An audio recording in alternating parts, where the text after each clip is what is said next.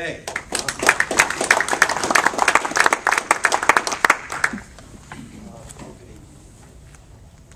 We'll get into the other versions later. Hi, it's nice to be back. Nice to see you all again. I've been on somewhat of a, what some people would call a holiday, but anyway, we're back. What we've done, I'll give you a little background as to what happened. And it goes back to a concert that we were invited to play in for PASIC. And going back to Columbus, Ohio, there are people here, maybe were there. I know there's some people who were there. And some of us drummed in this.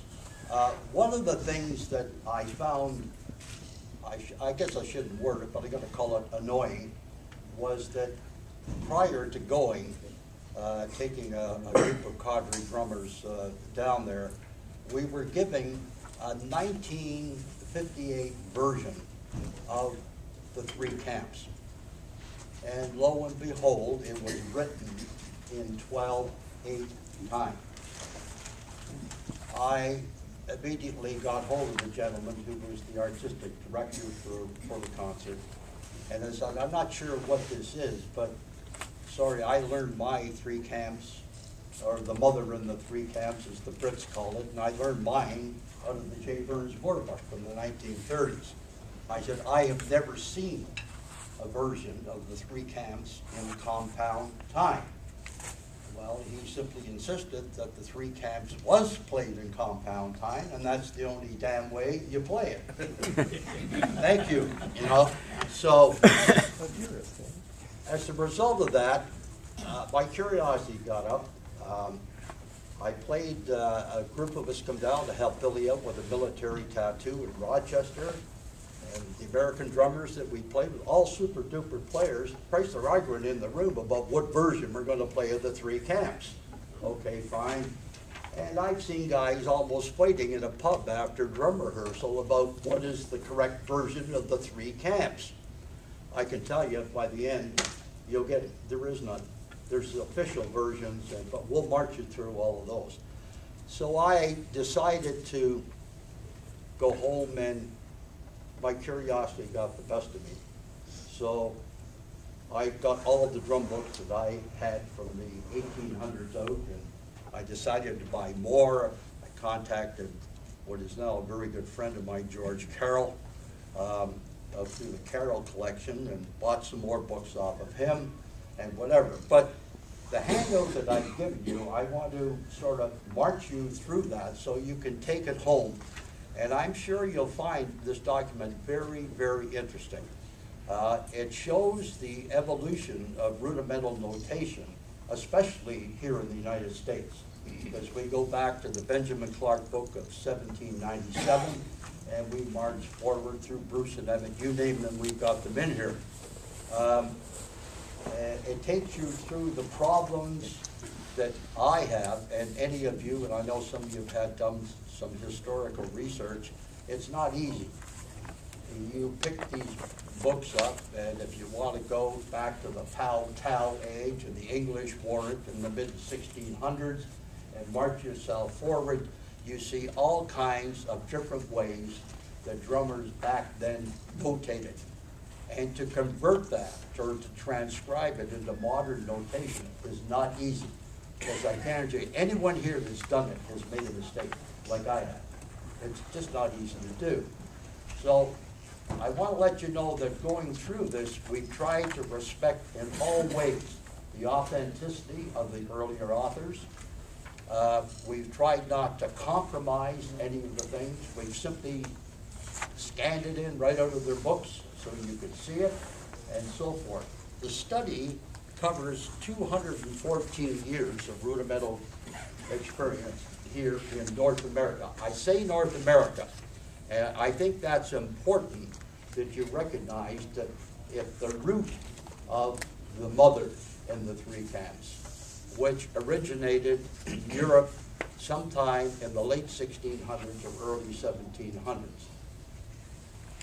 I'm going to talk to you for a bit as a Canadian, what my experience has been and our history of rudimental drumming for just a few minutes. and your experience, which both countries parallel. The immigration patterns from Europe go back. In our country, the first traditional fort was built in what they called Port Royal at that time, and it's now considered to be parts of Nova Scotia, in 1602. The French built it, as the French built many forts here in the United States during that early period. So the first drumming that really permeated in Canada was French. And that, if you can picture Nova Scotia, the mouth of the mighty St. Lawrence River, you had there Fortress Louisbourg, Quebec, Montreal, to Kingston. Many of you have been to the fort, the historic fort, Fort Henry in Kingston. That is a result of you guys trying to shoot across the river, back in history. And so Fort Henry was built down to Fort York, which is now Toronto, Fort George in Niagara Falls, across the river, Fort Niagara, an American fort built by the French. So you have this pattern where in Canada, our history is driven by three forms of drumming. Originally French. Second, those Brits come over to take things back and do what they wanted to do. And third, American rudimental drummers.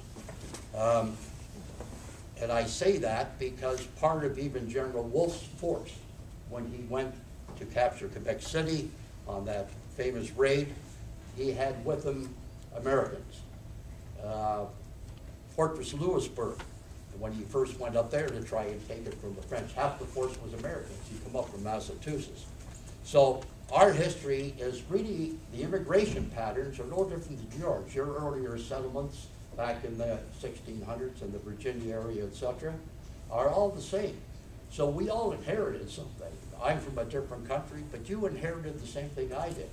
A bunch of immigrants coming over, bringing their old traditional drum and fife, the drum beatings and the fife parts. We've all changed the names of them time, and we've done a lot of this with it. But no matter, we go back and we have to say, where did our rudimental life come from? And there's no question where it comes from. It comes principally from Great Britain, the Celtic background, English, Scotch, Irish, Welsh, which is very, if you study it, and even in your own fife and drum history, you can see the Celtic feeling and the national, that these parts coming out. Here in the United States, your immigration pattern was from the same countries as Europe as it was in Canada, except we had a few more French than probably you did. Although Vermont, named, Green Mountain, Vermont is French for, that's what it is. So anyway, I want to take you through this. And it's really interesting. And why we decided to do a handout is that I thought it would be best if we were to give you something you could take back. And you could read it, and when you do read it, you're going to say, that guy Johnson is crazy, or that's not right, because when I was a kid, this is how I was taught to play the three camps. Well, I'm sorry, I got all the bases covered in here, so I really, doesn't matter what. Nathan's going to play the three versions for you later. But we start off, and if you want to look at it, the historical background and what you'll get out of this document, you can see early British and American drum notation. Some of it not even in the form of musical notes, but you'll see it there going back. So if we have this, we want to clarify some of the performance characteristics, because we all, myself included, have lost sight of the fact of this. Can you hear that? That's 75 beats per minute. By the order of the day, both in the United States and in Great Britain, etc., that was the common step. In the United States, a pace of 28 inches. In Great Britain, a pace of 26 inches. Any of you guys want to have fun tonight or later? Try and play the three camps to 75 beats a minute. I guarantee you, you'll be flubbing all over the place. It's a very difficult thing to do. So we're going to start. As we go back, we study a couple of authors. And I've taken this as a starting point. It's 1812. Not the fact that it's the start of the War of 1812 between our two countries, but there were two significant authors that come into play. One is Samuel Potter. Some of you may have heard of the Potter Drum Company from Aldershot in England. The Marine Corps here had their drums for years emblazoned there and things like this. But Sam Potter joined the Coldstream Guards as a drummer boy. And he worked himself up to a position of head drum major. And around 1812, although the book wasn't published till 1815, Sam Potter published a book. So you have Sam Potter in Great Britain publishing a book, and you also have Ashworth, George Ashworth, who was an Englishman who immigrated to the United States of America over to Boston, ended up in Washington City, worked his way up to he was the bandmaster or in charge of the United States Marine Band in Washington City. So if you look at the scores, if you just take a second, if you'll go to that page and look at the first scores, and Ashworth is the first author. And you can see right away, if you look at Ashworth's score, the difficulty in trying to analyze that score. Keep in mind that when you see it written on two lines, historically and still traditionally, the use of two lines, the left hand would be on the top and the right hand on the bottom.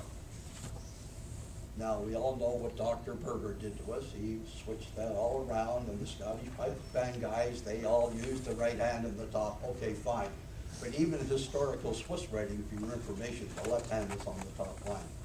So you can see the difficulty in trying to do that. Now, there's a transcription of the Ashworth score. I'm going to ask you a question as American drummers. Have any of you guys ever played the Ashworth version of the Three Camps? Is there anybody here who's ever played it? Bill McGrath, anybody else? All the years I've been coming here, and my first trip to drum in the United States was 1948. I've never heard an American drummer play the Ashworth version of the Three Camps. And yet it's a very, very revered drum publication here in the United States. That's a transcription into modern notation. It was done, and we picked it up on the internet, and that'll show you how it has to be transcribed. But I could even take this transcription, and I can say to you, go back and look at Ashworth's score again. Where the hell did he start the 10-stroke roll? On the downbeat. Not a 16th note before the downbeat, but he started it on the downbeat. Now take a look at Potter.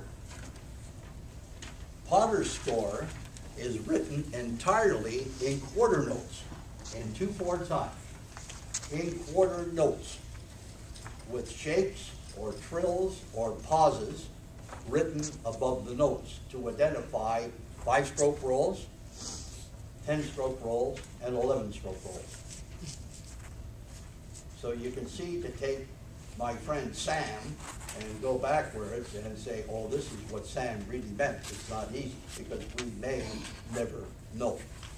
But you can see from the first two authors. So here we start, back in 1812. We've got a guy over in England.